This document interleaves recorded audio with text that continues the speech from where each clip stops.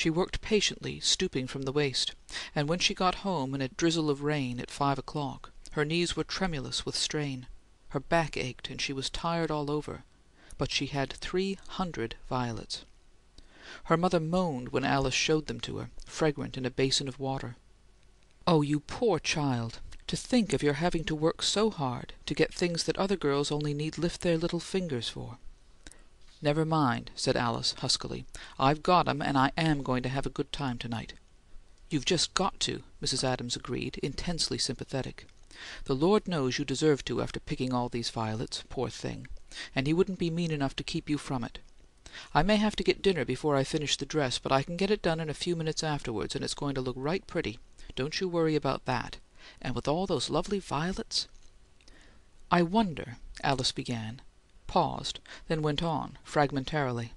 "I suppose—I wonder— do you suppose it would have been better policy to have told Walter before—" "No," said her mother. "It would only have given him longer to grumble."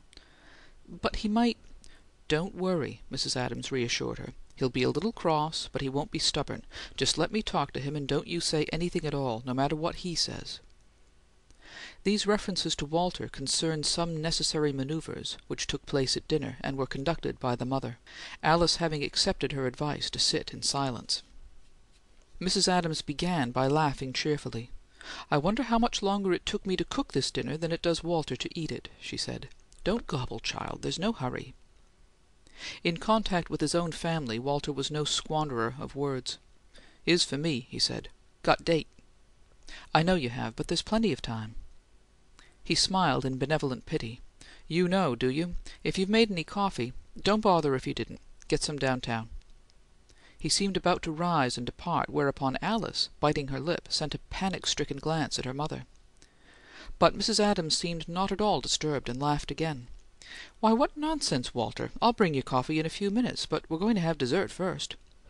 "What sort?" "Some lovely peaches."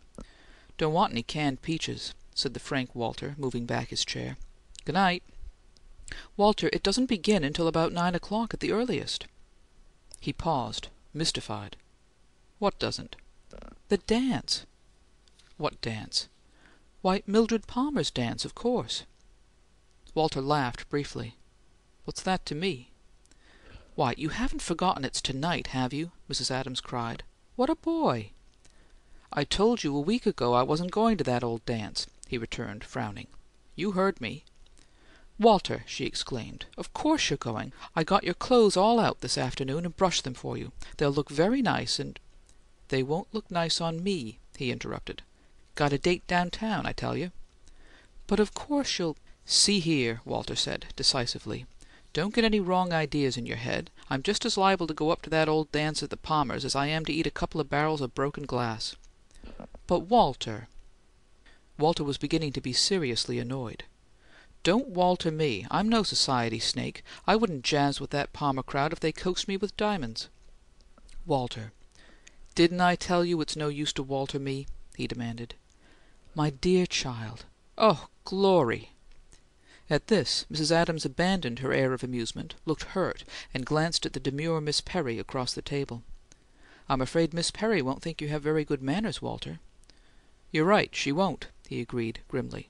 "Not if I have to hear any more about me going to—" But his mother interrupted him with some asperity.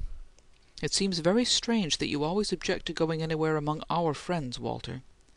"Your friends!" he said, and rising from his chair gave utterance to an ironical laugh strictly monosyllabic. "Your friends," he repeated, going to the door. "Oh, yes, certainly. Good night."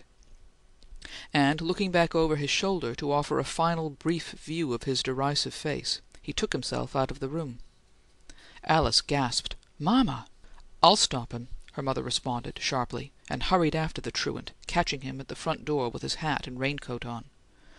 "Walter!" "Told you I had a date downtown," he said, gruffly, and would have opened the door, but she caught his arm and detained him.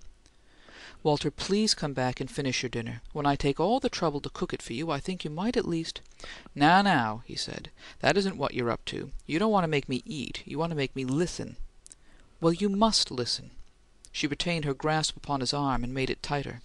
"Walter, please," she entreated, her voice becoming tremulous. "Please don't make me so much trouble." He drew back from her as far as her hold upon him permitted, and looked at her sharply. "Look here," he said. "I get you, all right. What's the matter of Alice goin' to the party by herself?" "She just can't." "Why not?" "It makes things too mean for her, Walter. All the other girls have somebody to depend upon after they get there." "Well, why doesn't she have somebody?" he asked, testily. "Somebody besides me, I mean. Why hasn't somebody asked her to go? She ought to be that popular, anyhow, I should think. She tries enough." "I don't understand how you can be so hard," his mother wailed, huskily.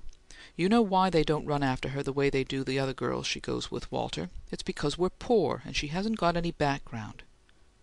"Background?" Walter repeated. "Background? What kind of talk is that?" "You will go with her to-night, Walter," his mother pleaded, not stopping to enlighten him. "You don't understand how hard things are for her, and how brave she is about them. Oh, you couldn't be so selfish!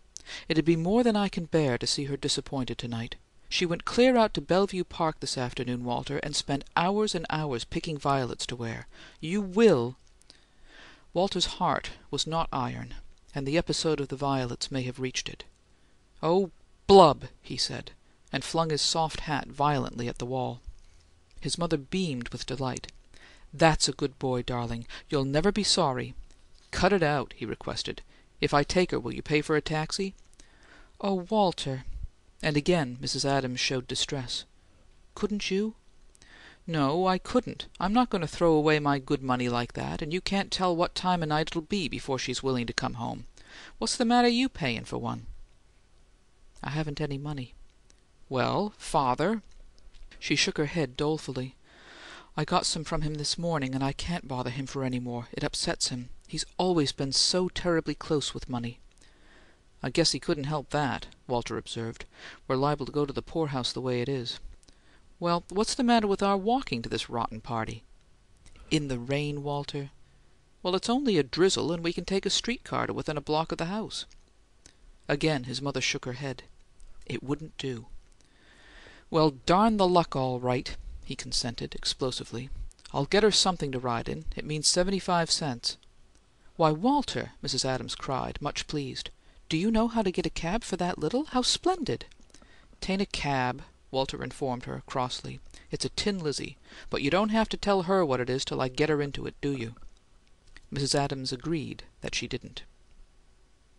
End of Chapter 5